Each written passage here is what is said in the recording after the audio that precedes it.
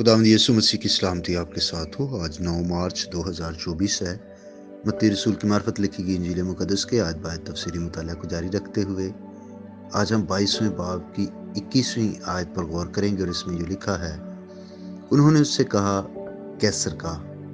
इस पर उसने उनसे कहा, बस जो कैसर का है कैसर को, और जो खुदा का है खुदा को अदा करो। आमीन। जब खुदावंद यीशु मसीह ने जिजिया का सिक्का उनको दिखाया और उनसे पूछा कि इस पर किसकी सूरत और किसका नाम है, तो उन्होंने जवाब दिया कि कैसर का। और जैसे कल मैंने आपको तस्वीर भी भेजी उस सिक्के की जो यीशु मसीह ने उस वक्त लोगों से लेकर दिखाया था, तो यकीनन आपने भी देखा है कि उस पर रोमी शहनशाह यानी कैसर की तस्वीर बनी हुई है।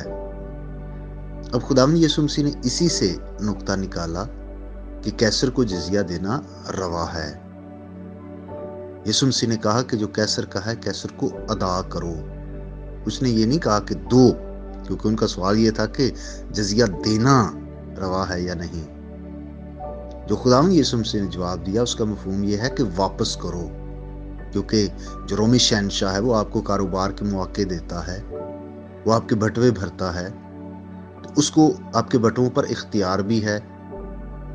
जब आपने एक ताल्लुक मान लिया है कि वो शहनशाह है, हम उसकी राया हैं, हम उसके लोग हैं, या हमारे मुल्क पर उसकी हुकूमत है, उसका कब्जा है, तो जब इस ताल्लुक को मान लिया है तो इसका फर्ज भी अदा करना चाहिए। जैसे पौलुस रसूल भी रोमियो 13वें बाब की 7वीं आयत में फरमाते हैं कि सब का हक अदा करो, जिसको खराज चाहिए खराज दो। अब इस जवाब से यीशु मसीह ने किसी को नाराज नहीं किया, ना ही उसने हुकूमत के खिलाफ कोई बात की। इस फैसले से हुकूमत नाराज नहीं, बल्कि उसको तो शुक्रगुजार होना चाहिए था। अफरीसियों और उनके साथियों हेरोदियों को जो मसीह की मुखालफत कर रहे थे मुंह की खानी पड़ी।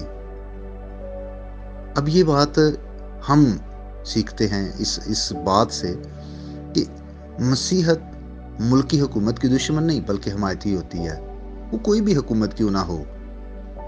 और दूसरी बात यह है कि राया होते हुए जरूर है कि हम मुल्की कवानीन का उनको फॉलो करें, उनकी पैरवी करें, उनको माने। आला हुकूमतों को लोगों की भलाई और फलाह व बहबूद की जिम्मेदारी सौंपी गई है, इसलिए वाजिब है कि इस मकसद के लिए वो आम लोगों की दौलत से कुछ वाजिब हिस्सा यानी टैक्स वसूल करें। और एक मसीही के लिए जरूरी है कि वो टैक्स अदा करने वाला हो। हमें यह भी याद रखना है कि जो खुदा का है वो खुदा को अदा करें। अगर हमारे रुपए पैसे पर हुकूमत का कुछ हक है कि वो हमसे टैक्स ले, अगर हमारे बटवे उनके हैं तो दिल और ज़मीर खुदा के हैं। जरूरी है कि वक्त और अपने माल से जो खुदा का हक है वो खुदा को अदा करें, और जो कैसर का है वो कैसर को अदा करें। लेकिन अगर कैसर के अहकाम यानी शहनशाह के अहकाम खुदा के अहकाम में मुदाखलत करते हों, तो हमें इस बात को याद रखना है कि आदमियों के हुक्म की निस्बत खुदा का हुक्म मानना ज़्यादा फ़र्ज है।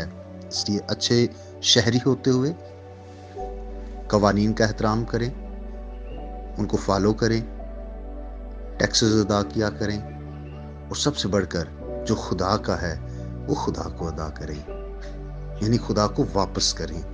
खुदा आपको बरकत दे। आइए हम दुआ करें। उसी यीशु में हमारे बाप, हम तेरा शुक्र अदा करते हैं कि तूने हमें बेशुमार नेमतें बरकत अता किए। हम तेरा शुक्रिया अदा करते हैं। इसके साथ ही रोज़गार जैसी बड़ी बरकत के लिए तेरा शुक्र करते हैं। और आज मेरी दुआ है कि जितने भी अभी तक बेरोज़गार हैं उनके लिए तेरा आसमान खुले, अच्छी जॉब्स, अच्छा रोज़गार, अच्छे कारोबार अपने लोगों को मुहैया कर।